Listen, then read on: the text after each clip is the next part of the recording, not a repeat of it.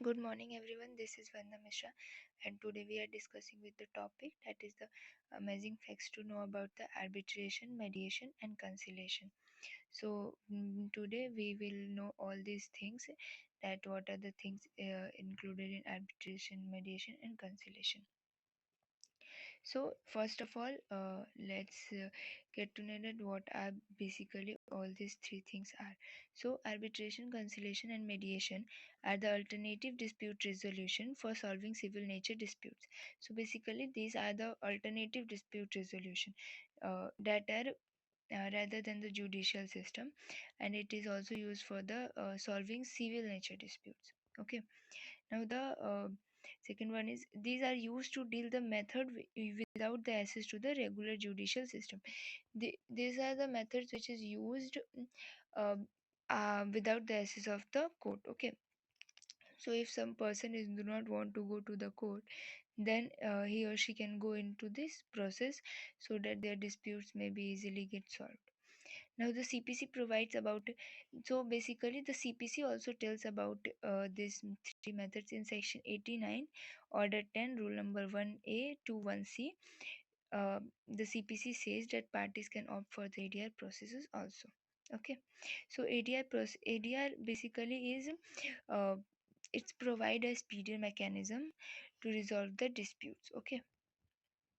Now let's know about the what are the arbitrations. Okay. So arbitration is like a court proceedings in which parties in which there are two parties which submit their entire argument to a person who finally take decision which is binding upon the parties. Okay. So and it is a formal procedure like a court proceedings, and the third party which the third party who solve the disputes between the two parties are known as the arbiter. Okay. So one arbiter is known as the sole arbiter, and there can be more than one arbiter. During arbitration, both parties are given the opportunity to present their case to the arbiter. So in this process, there is one arbitrator and two parties, and both parties are allowed to submit their evidences, submit their arguments before the arbiter, which will which will after which will at the last find a decision for them. Okay. Now the mediation. So basically, in mediation, uh, mediation refers to mediation refers to the process of settling disputes by independent and impartial third party who assists the parties to reach a common outcome. So basically, in mediation is a little bit different from the arbitration. Like both all three are the dispute resolution alternative dispute resolutions method, but mediation is different from arbitration. Is if, like in mediation, there is a third party which is impartial and independent. Matlab, this party is not dependent on any party to to give the decision or to assist the parties. Okay. So these the mediator, the third party is known as the mediator in this mediation process.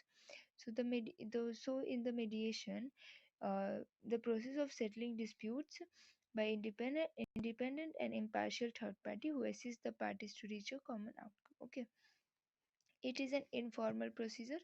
So basically, arbitration is a formal procedure, but this is an informal procedure in which two parties meet with the third party and they informally discuss everything. Okay. Now the third party is known as the mediator, as I already mentioned, and there is only one mediator. Okay, in one case. Okay. But in this decision are not binding in nature. Like in this scenario, if the mediator is taking any decision, then it is not binding to both the parties. The parties can change. The parties will. Not important that party will follow the orders of the mediator. Okay. So it is not binding upon it.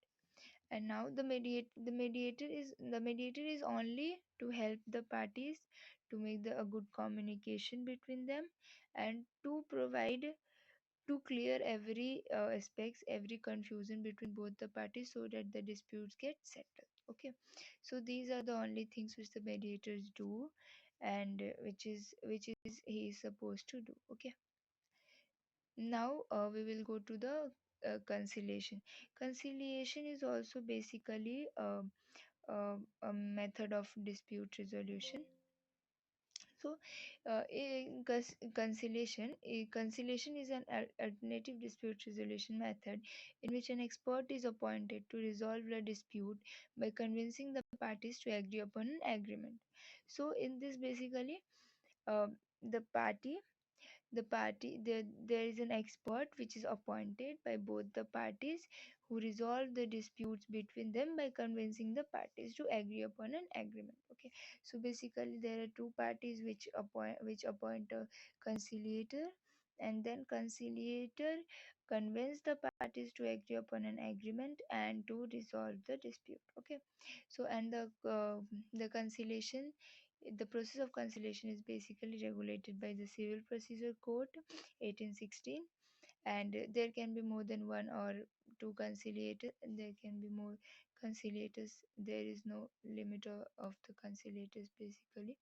And in conciliation, the what is the role of the conciliator? Okay, so in conciliation, the conciliator also plays the role of evaluation and intervention for settling the dispute.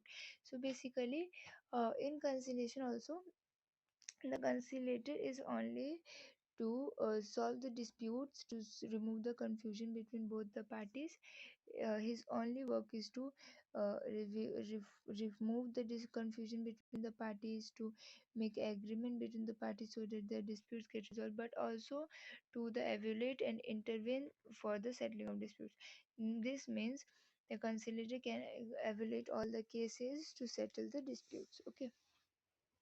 Now so these are the basically some alternative dispute resolution which is used by the people in whole world to solve the dispute in speeder way, because we all know that court have already so much burdens of the cases. So if the civil cases are getting solved outside the court, then it will be helpful for the court also to have a less burden, and for the lawyers and for advocates to have the less burden as of course. So in the recent time, it is very growing field, like arbitration, conciliation, and mediation field are very growing rapidly, because people do not want to go to the court for small disputes. Okay. Now there is a conclusion part in which I had already discussed, like this is the process which is most effective and reduces the burden of the court. So basically, these are the processes which are very speedy and easy in nature. They can be like they are easy. They make all the cases like easy. No one for a small case do not want to go to the court, because you all know that the court procedures are so long. There are so many cases in the court which are not getting their judgment easily because judges are very less. So all these processes are there, all these problems are there. That's why many people do not want to go court, but to resolve their dispute they have to go somewhere. That's why they were choosing these methods, so that the time and the energy and the money gets saved. Basically, it's a cost effective method. They do not charge um, so much money for this. So these are the methods which are very very very easy and very speedier. That's why people are going to adopt is this in the future. Okay. So that is for all, guys. Thank you so much for watching this video. Please like and subscribe to Law Minds. Thank you so much.